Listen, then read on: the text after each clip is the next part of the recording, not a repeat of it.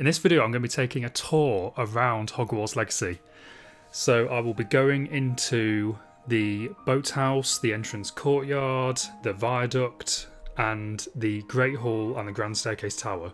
And I will be touring it and sharing my thoughts on how it's different to the Harry Potter films, which is something I've kind of touched on before, but this is going to be a series of deep dives into certain areas of the castle and comparing them against the films, and also giving my own view on them.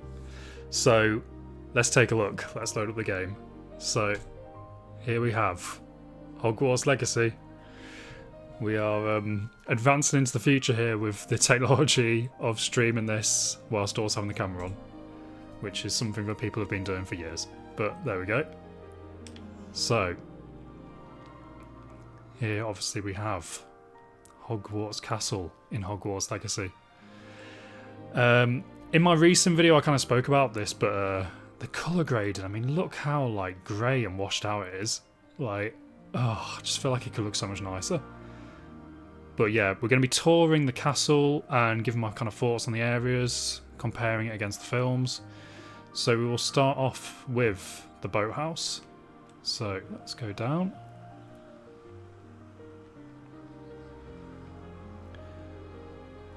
So the boathouse in the Harry Potter films, it stayed pretty consistent within the first 6 films, with pretty much the same design across all of them. But it was then changed for Deathly Hallows. It was just updated a little bit.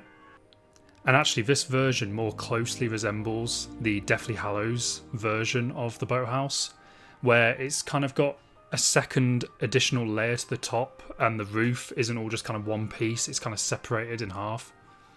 The version of the boathouse for the first 6 films was a bit more basic, as you can see in the model picture, whereas this is a bit more detailed. So Hogwarts Legacy, yeah, leans more towards the Deathly Hallows version. It kind of has more of a medieval look to it than the Deathly Hallows version does, but it is pretty similar, I must say. So I really like what they're doing with the boathouse. Again, like I mentioned before, the design in Hogwarts Legacy, I really like how it's pretty recognisable. That looks like the boathouse. The geometry is kind of right in how it mixes with the castle, its place next to the castle. All of that's correct. It looks like the recognisable version of Hogwarts you have in your mind, but they've just done little tweaks here and there to kind of make it their own thing. But yeah, it does pretty closely resemble the Deathly Hallows version. The staircase leading up to the tower to the main castle is a little bit different. So there's a few little sections like this, which wasn't really present in the film version. But the main thing here is that in the film version of these stairs, it's just one solid mountain cliff that goes up to the entrance courtyard. Whereas in Hogwarts Legacy, there's all these little kind of arches that the stairs connect through, which I believe has probably been done just to make it fun to fly through them. But also it does, like I say, it does make it then a little bit more unique compared to the film version. And it is more kind of visually interesting. It's quite kind of cool to look at. So as a design, I think that's actually kind of quite a good idea. But obviously it's not completely faithful to how the films are, because there are not any arches in the mountainside like that. But that brings us up to the entrance courtyard. So the entrance courtyard in Philosopher's Stone, Chamber of Secrets, and possibly Prisoner of Azkaban as well, didn't actually exist. This was a room called the Chamber of Reception, which appeared in on film. It appeared in Chamber of Secrets and Philosopher's Stone, and it's a little staircase where the first year students go up and they meet Professor McGonagall at the top. So if you're going by the first 2 films, it should be the Chamber of Reception here. But after Goblet of Fire onwards, it was turned into the entrance courtyard.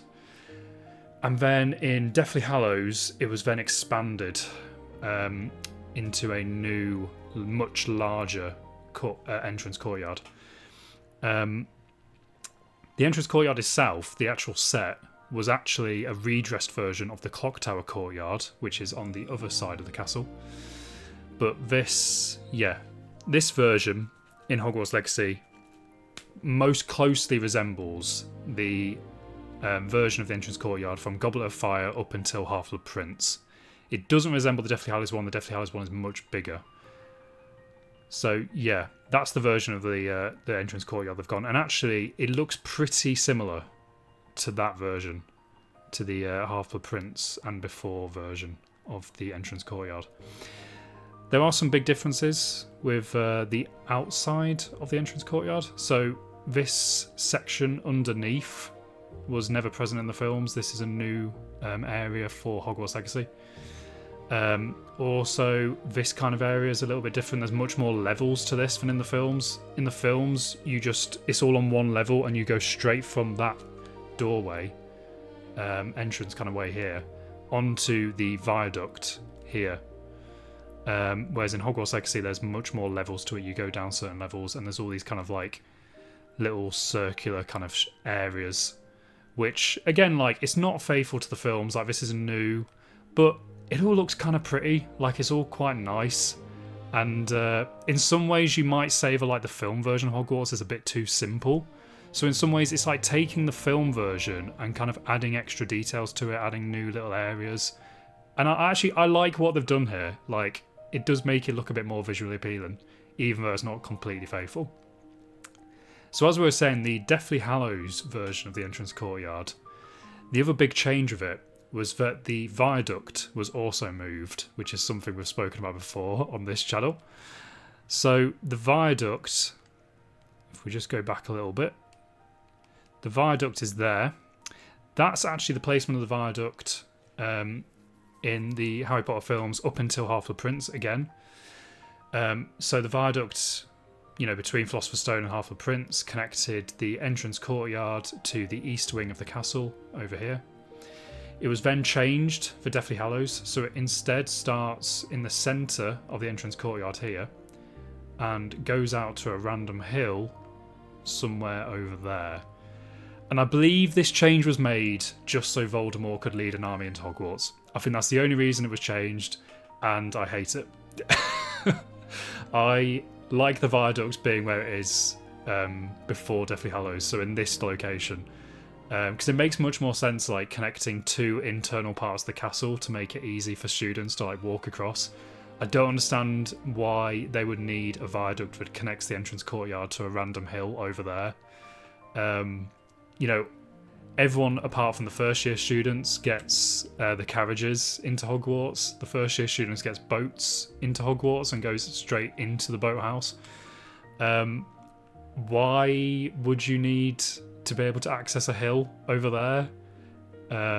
It just doesn't make any sense, and it was only done for big fight scenes and stuff in Deathly Hallows. So yeah, and it's very interesting. We've spoken about the viaduct before, but most media we now see of Hogwarts does not have the Deathly Hallows viaduct. So obviously Hogwarts Legacy, as we're looking at right now, this is the Half-Blood Prince and earlier viaduct. And actually, this version of the castle in general is much closer to the Half-Blood Prince version of the castle than the Deathly Hallows version of the castle.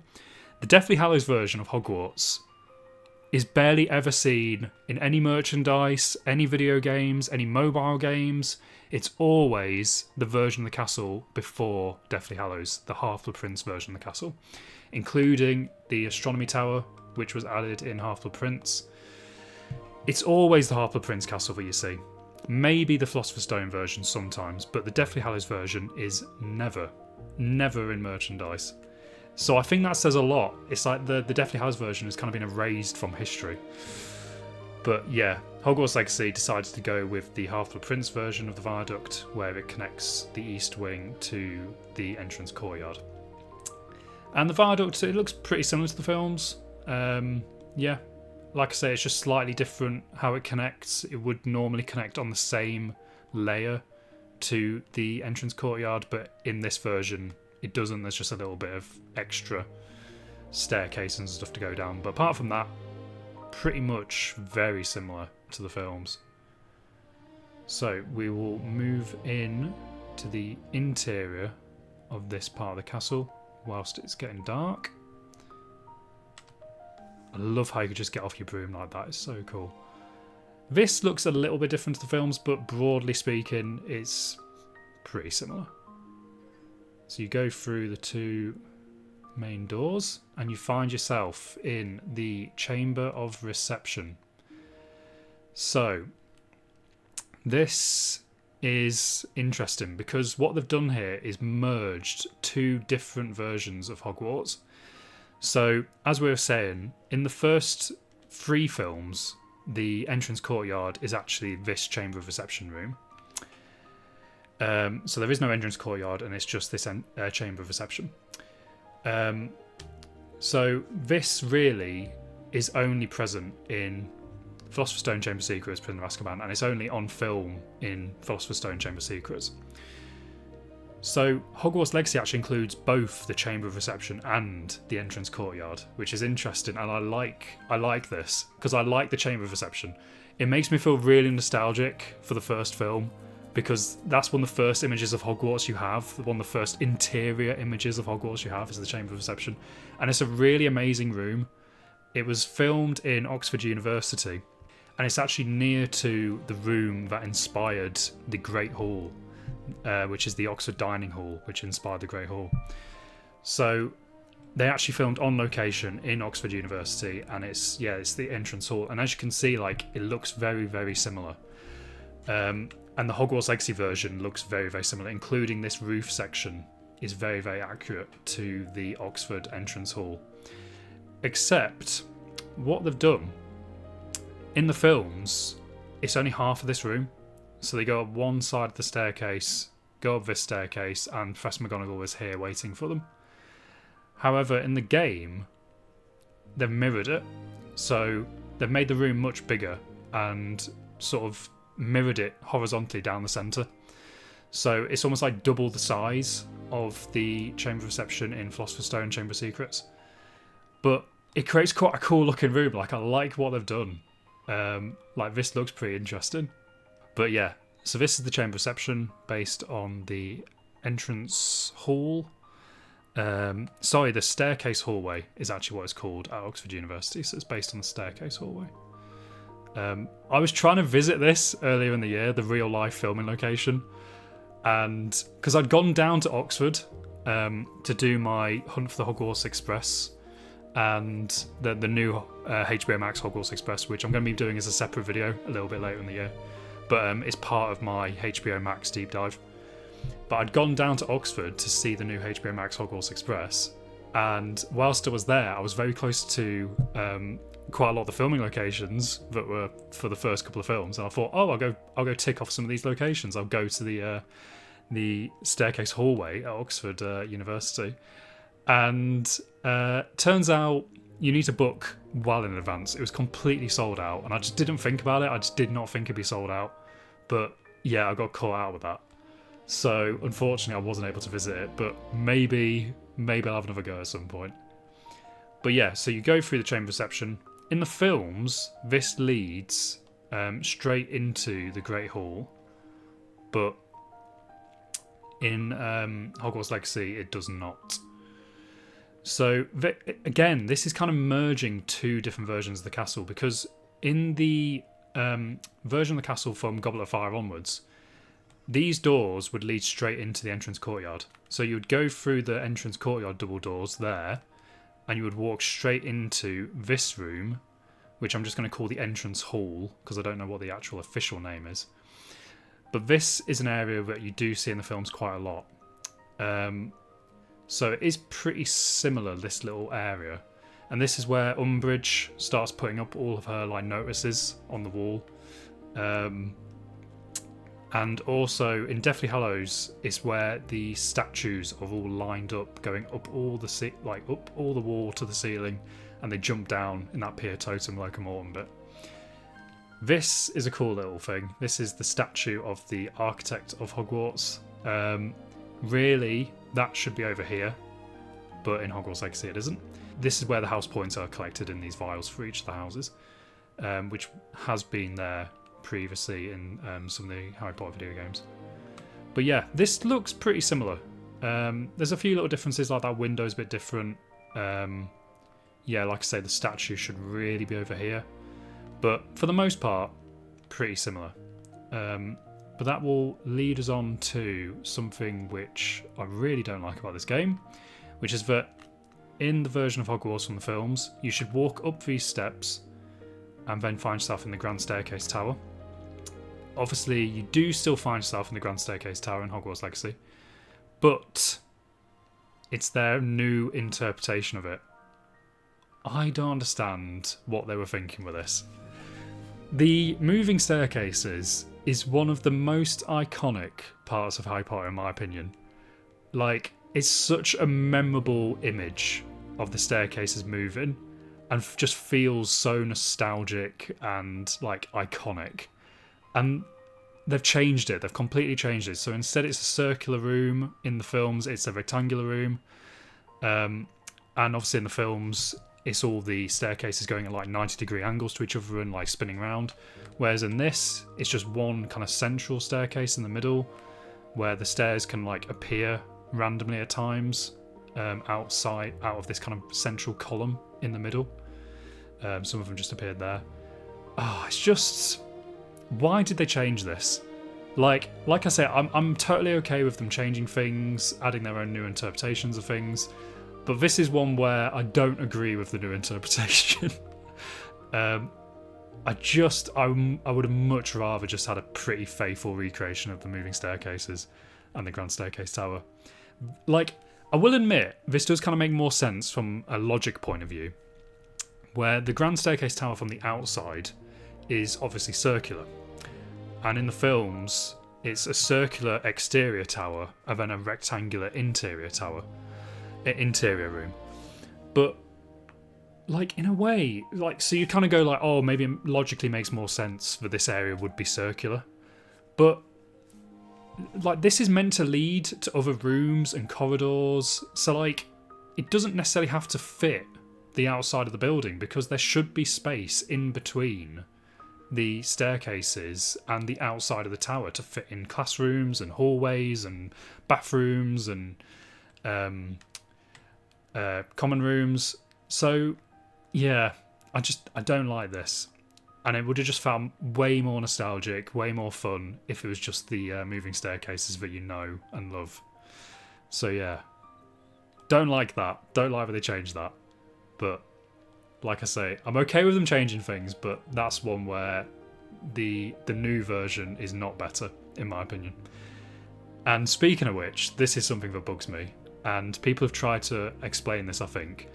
But these doors in the films should lead straight into the Great Hall, but they don't in Hogwarts Legacy. So instead, we have this extra little room in between the Great Hall and the entrance hall. Yeah, people have told me that this is like a buffer zone, apparently, for video games. So the idea is that, like, maybe the Great Hall is quite difficult to load. I don't know how much I believe this, but it's quite difficult to load. So they've added this room as like a buffer room to help sort of load the room whilst you're like walking over. I'd love to know if that's true, because I don't like this room. It kind of reminds me, I feel like one of the early video games had a room like this, but it just feels so pointless. Why is this here? I just want to walk straight into the Great Hall and have that moment of walking into the Great Hall. Yeah, very strange. So if it is a buffer room, that would kind of explain it. We then obviously have the Great Hall. Pretty faithful recreation to a certain degree. Like, it looks like the Great Hall, like you can recognise the Great Hall, but obviously there are quite a few little changes. So there's these columns, which are never in the film version of the Great Hall, on either side of the room. There's a weird, like, this version feels a bit wider and like fatter than the version in the films. The films version kind of feels a bit longer.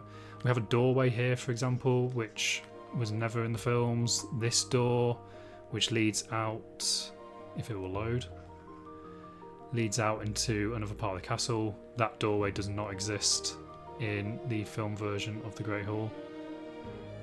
And then there's this whole weird area at the back here, which you can walk up these steps. And you can find yourself in this little room, which kind of overhangs the Great Hall and just is like some kind of like storage room or something. Like, it's a very random little room. And when I first discovered this, I was like, oh, this is exciting. It's like a special room. I wonder what's going to be here. And there must be some puzzle or something up here that I can do. No, not really. There's that chest. That's about it. And yeah, there's this area here where you can kind of overlook the Great Hall, which is kind of cool. But like I say, all this is new. None of this is in the film version. Why these people come up here? There's nothing up here, mate. Might as well just walk back down. Yeah, I don't understand why that's been added. Like I say, if you're going to add that room, why not do something interesting with it? Like put something cool up there. But there's nothing cool up there. And then you have like this weird little section here where there's just like nothing apart from one of these puzzles. Like, why is that there?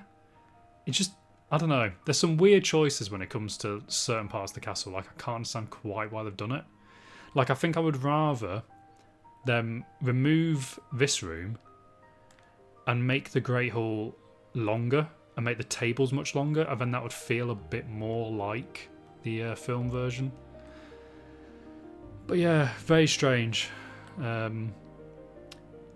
As people who have tried to recreate Hogwarts themselves in like Minecraft and other video games or whatever, you do start to realise that like the internal logic of the castle makes no sense. So for example, in the films, in Goblet of Fire, they go down a little door around here, which takes them down to the trophy room.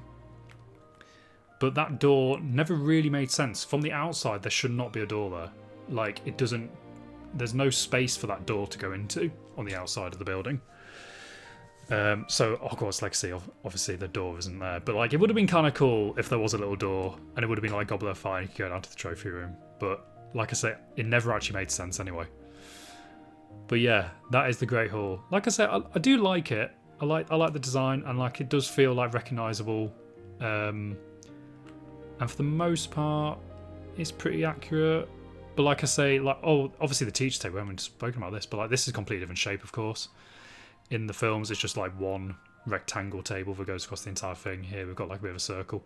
But again, like this is something that it looks a bit prettier, actually. I kind of like it.